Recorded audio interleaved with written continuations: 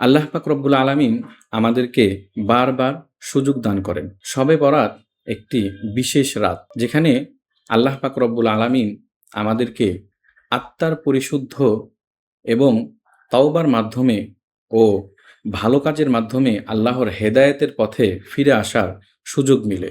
এই রাত আমাদেরকে অতীতের ভুল শুধরে আল্লাহর হেদায়েতের নতুন পথ দেখায়। রাসূলে পাক সাল্লাল্লাহু আলাইহি সাল্লাম হাদিসে পাকে ইরশাদ করেন, শাবানের মাঝরাতে আল্লাহ পাক রব্বুল আলামিন সমস্ত সৃষ্টিকে দেখেন এবং ক্ষমা করেন।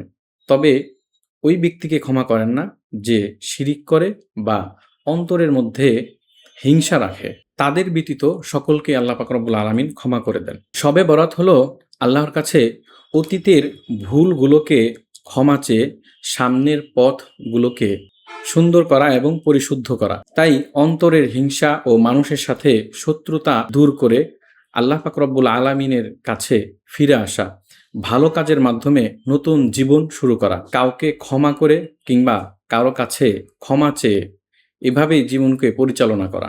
অতএব শবে বরাত শুধু একটি রাত নয়, এটি আমাদের জীবনের নতুন এক ক্ষমা এবং নতুন এক হেদায়েতের জন্য একটি সুযোগ। তাই আমরা এই রাতকে আমল, এবাদত, কোরআন তেলাওয়াত, জিকির এবং রোজার মাধ্যমে, নফল রোজার মাধ্যমে কাটাবো।